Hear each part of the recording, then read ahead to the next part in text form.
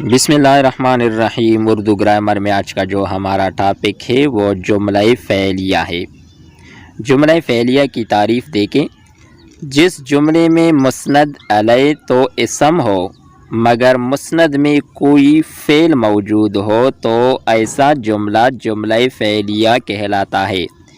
جملہ فعلیہ کے بنیادی اجزاء تین ہے۔ ایک کو کہا جاتا ہے فاعل، دوسرے کو کہا جاتا ہے مفعول، جبکہ تیسرے کو کہا جاتا ہے فعل۔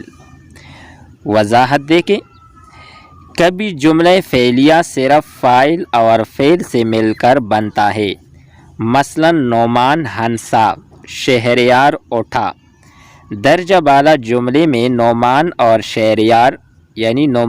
شہریار یہ فاعل ہیں، جبکہ ہنسا اور اٹھا یہ فعل ہے۔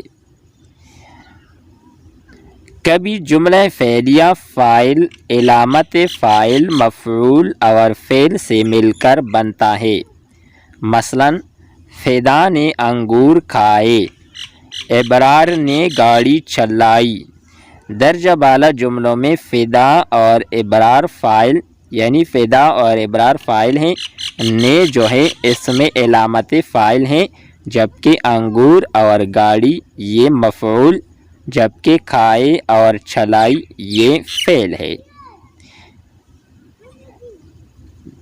یہ تھی ہماری آج کی ویڈیو جملہ فعلیہ اور اس کے بنیادی اجزاء کے حوالے سے۔ نیکسٹ ویڈیو کے ساتھ دوبارہ ملتے ہیں۔ خدا حافظ۔